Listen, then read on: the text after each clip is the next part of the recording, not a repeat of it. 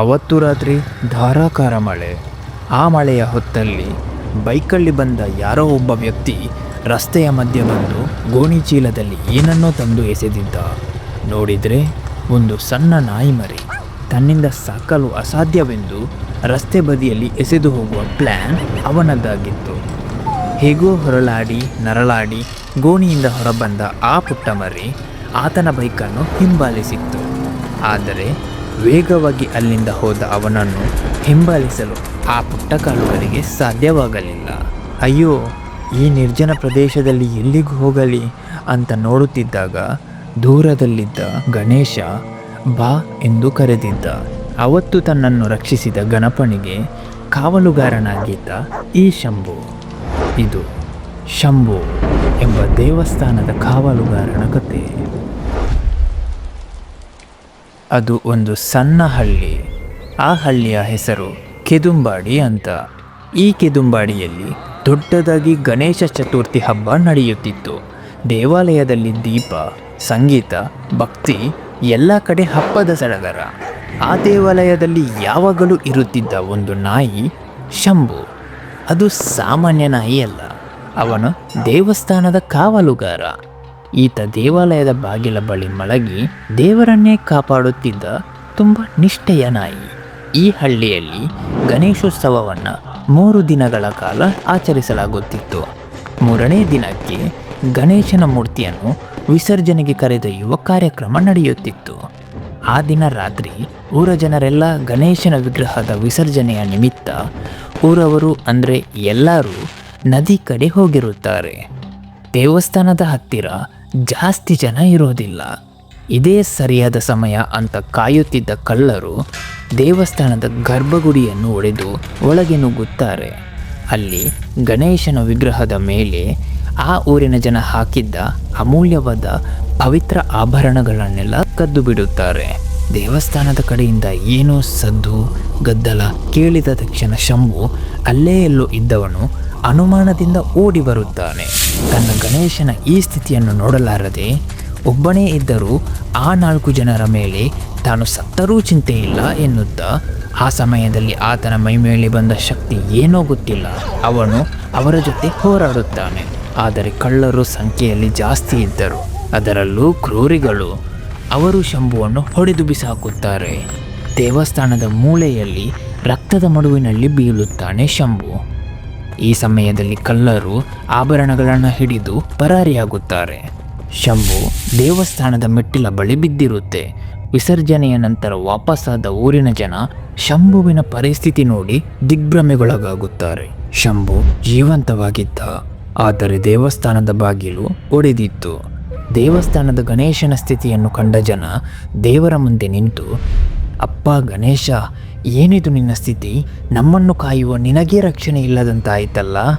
ಈ ಮೂಕ ಪ್ರಾಣಿಯ ಸ್ಥಿತಿ ನೋಡು, ನಿನ್ನ ಒಡಲಲ್ಲೇ ಇದ್ದಂತಹ ಶ್ವಾನವಿತು ಈ ಸ್ಥಿತಿಯಲ್ಲಿ ಬಿದ್ದಿದೆ ನೋಡು ಅನ್ನುತ್ತಿರುವಾಗ ಅದರಲ್ಲೊಬ್ಬ ಹಿರಿಯ ವ್ಯಕ್ತಿ, ಅವನಿಗೆ ಬೇಕಾದರೆ ಅವನೇ ಹುಡುಕುತ್ತಾನೆ ಅಂತಾನೆ.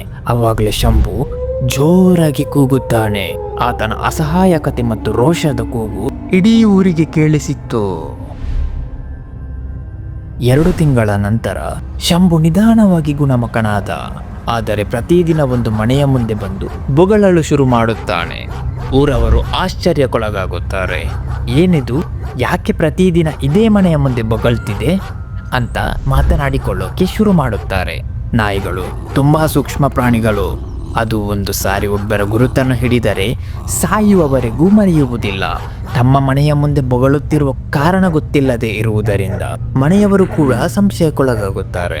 ಆ ಮನೆಯಲ್ಲಿ ವಾಸವಾಗಿದ್ದ ಕುಟುಂಬದಲ್ಲಿ ಒಬ್ಬ ಕಳ್ಳರ ಗುಂಪಿನವನಾಗಿದ್ದ. ಆತನ ಹೆಸರು ಜಗ್ಗ ಅಲಿಯಾಸ್ ಜಗದೀಶ್ ಅಂತ. ಪಾಪ, ಆತನ ಮನೆಯವರಿಗೇನೆ ಈ ವಿಷಯದ ಬಗ್ಗೆ ಅರಿವಿರಲಿಲ್ಲ. ಅವನು ಈ ನಾಯಿಯ ವರ್ತನೆಯಿಂದ ಮಾನಸಿಕವಾಗಿ ಹೆದರಿ ಮನಸ್ಸಿನಲ್ಲೇ ಕೊರಗುತ್ತಿದ್ದ. ಈ ನಾಯಿಯಿಂದ ನನಗೆ ಅಪಾಯವಿದೆ, ಇಂದು ರಾತ್ರಿ ಎಲ್ಲರೂ ಮಲಗಿದ ಮೇಲೆ ಬಂದು ಕೊಲ್ಲಬೇಕು ಅಂತ ನಿರ್ಧರಿಸಿದ್ದ. ಅದು ಒಂದು ಹುಣ್ಣಿಮೆಯ ಮಧ್ಯರಾತ್ರಿಯ ಹೊತ್ತು. ಆಕಾಶದಲ್ಲಿ ಚಂದ್ರನು ಮೋಡಗಳ ಮಧ್ಯೆ ಕಣ್ಣಾಮುಚ್ಚಾಳೆ ಆಟವನ್ನು ಆಡುತ್ತಿದ್ದ. ಆತನ ಬೆಳಕು ಭೂಮಿಯ ಮೇಲಿನ ಕತ್ತಲನ್ನು ದೂರ ಮಾಡುತ್ತಿತ್ತು. ಮರಗಳು ತಂಗಾಳಿಗೆ ಆ ಕಡೆ ಈ ಕಡೆ ವಾಲುತ್ತಿದ್ದರೆ ದೇವಸ್ಥಾನದ ನೋಟ ಮಂತ್ರಮುಗ್ಧವಾಗಿಸುತ್ತಿತ್ತು. ಜಗ್ಗ ಕೈಯಲ್ಲಿ ಒಂದು ಕಬ್ಬಿಣದ ರಾಡನ್ನು ಹಿಡಿದು ನಿಧಾನಕ್ಕೆ ಬಂದು ಕತ್ತಲಲ್ಲಿ ಬಚ್ಚಿ ಕುಳಿತಿರುತ್ತಾನೆ.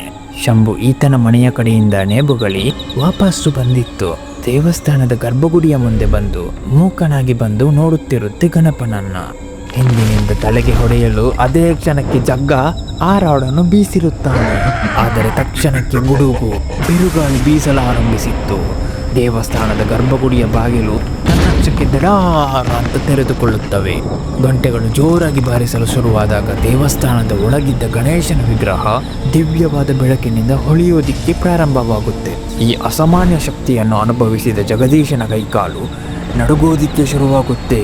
ಭಯ, ಆಶ್ಚರ್ಯ, ರೋಮಾಂಚನದಿಂದ ನಿಂತ ಜಾಗದಲ್ಲೇ ನೆಲಕ್ಕೆ ಬಿದ್ದು ಕೈ ಜೋಡಿಸಿದ್ದ ಜಗ್ಗ, ದೇವಾ ದಯವಿಟ್ಟು ನನ್ನ ತಪ್ಪುಗಳನ್ನು ಕ್ಷಮಿಸು ಅಂತ ತಪ್ಪೊಪ್ಪಿಕೊಳ್ಳುತ್ತಾನೆ. ಶಂಭು ಸಹ ಶಾಂತವಾಗಿ ಮೂರ್ತಿಯ ಕಡೆ ನೋಡುತ್ತಾ ಕುಳಿತಿತ್ತು.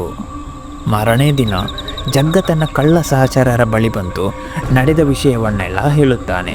ಆದರೆ ಅವರು ಅವನಿಗೇನೆ ಬೆದರಿಕೆ ಹಾಕಿ ಬಾಯಿ ಮುಚ್ಚಿಸುತ್ತಾರೆ. ಮಾತಾಡಬೇಡ, ಏನಾದರೂ ಬಾಯಿ ಬಿಟ್ಟರೆ ನಿನ್ನ ಗತಿ ಬಿಡು, ನಿನ್ನ ಕುಟುಂಬದ ಕಥೆಯನ್ನು ಮುಗಿಸ್ತೀವಿ ಅಂತ ಬೆದರಿಸುತ್ತಾರೆ. ದೈವಿಕ ಶಕ್ತಿಯ ಅನುಭವದ ಮೇಲೂ ಈತ ಏನೂ ಮಾಡುವ ಸ್ಥಿತಿಯಲ್ಲಿರಲಿಲ್ಲ.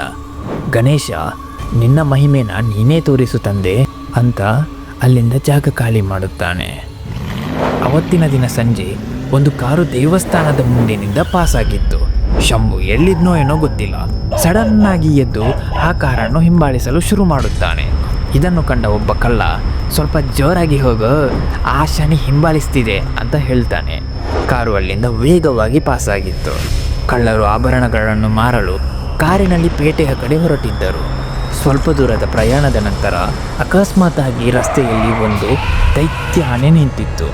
ಇದನ್ನು ಕಂಡ ಕಳ್ಳರ ಎದೆ ಜಲಕ್ಕೆಂದಿತ್ತು. ಆ ಆನೆ ಸಾಮಾನ್ಯ ಆನೆಯ ರೀತಿ ಕಾಣಿಸುತ್ತಿರಲಿಲ್ಲ. ಏನೋ ಸಾಕಾಣೆಯ ರೀತಿ ವಿಭೂತಿಯನ್ನು ಹಾಕಿತ್ತು. ಕಾರನ್ನು ದುರುಗುಟ್ಟಿಸಿ ನೋಡಿದ ಆ ಮಹಾಗಜ ನೇರವಾಗಿ ಕಾರಿನ ಮೇಲೆ ದಾಳಿ ಮಾಡಿತ್ತು. ನಿಂತ ಜಾಗದಲ್ಲಿ ಕಾರನ್ನು ಮಗುಚಿ ಹಾಕಿದ ಆ ಆನೆ ಅಲ್ಲಿಂದ ಮಾಯವಾಗಿತ್ತು.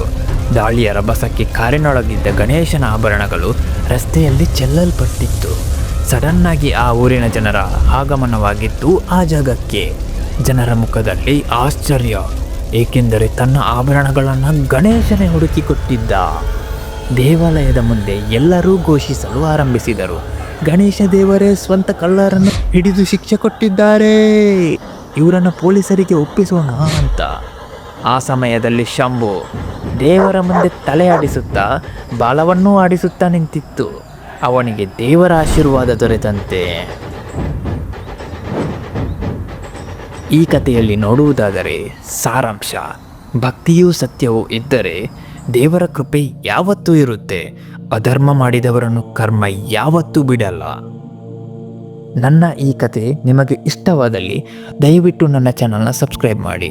ನಿಮ್ಮ ಒಂದು ಸಬ್ಸ್ಕ್ರೈಬ್ ನನಗೆ ಇನ್ನೊಂದು ಇಂತಹದ್ದೇ ಕಥೆಯನ್ನು ಮಾಡಲು ಪೂರಕವಾಗಿರುತ್ತೆ. ಧನ್ಯವಾದ.